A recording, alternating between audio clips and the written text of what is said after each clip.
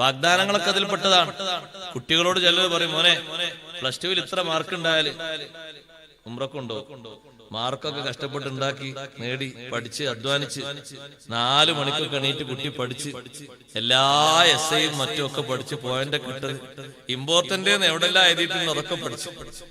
അങ്ങനെ മാർക്ക് കിട്ടി, നല്ല മാർക്കോടെ വന്നിട്ട് ബാപ്പയോട് പറഞ്ഞതാ ഉദ്ദേശിച്ച രീതിയിലുള്ള +2 കിട്ടിയിരുന്നു.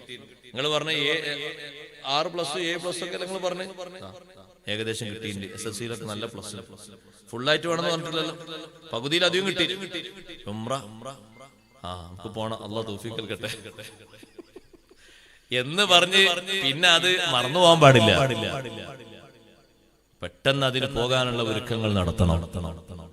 കഴിവിനനുസരിച്ച് വേഗം പോകണം. അതൊക്കെ നല്ല കാര്യം, കുഴപ്പമൊന്നുമില്ല. അതൊരു ഉംറക്ക് മാത്രമല്ല, ഒരു സൈക്കിൾ വാങ്ങിക്കൊടുക്കാന്ന് പറഞ്ഞാൽ സൈക്കിൾ വാങ്ങിക്കൊടുക്കണം. പിന്നെ ഇതിനങ്ങനെ പറഞ്ഞു, നീ പഠിച്ച് നന്നായി ഉഷാറായി നല്ല മാർക്കോടുകൂടി വന്നാൽ നല്ല ഒരു സൈക്കിൾ വാങ്ങിത്തരും. അപ്പൊ ഈ കുട്ടി പറഞ്ഞൊരു സൈക്കിൾ ഉണ്ട്, ഇപ്പൊ നല്ല വിലപിടിപ്പുള്ള സൈക്കിൾ ഓടല്ലേ അല്ലേ? ഇരുചക്ര വാഹനം തന്നെ. ഈ ലൈസൻസ് ഇല്ലാത്ത ഒരു സൈക്കിൾ ഓടല്ലേ, നല്ല വിലപിടിപ്പുള്ള സൈക്കിൾ. രാവിലെ വൈകുന്നേരം കാണാൻ കുട്ടികൾ ഓട്ടി പോകുന്നത്. എത്ര 20,000 30,000 വലിയ വലിയ സൈക്കിൾ ഉണ്ട്.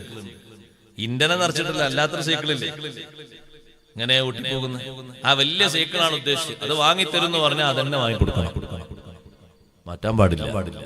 അതാണ് വാഗ്ദാനങ്ങൾ നിറവേറ്റുക എന്ന് പറഞ്ഞാൽ.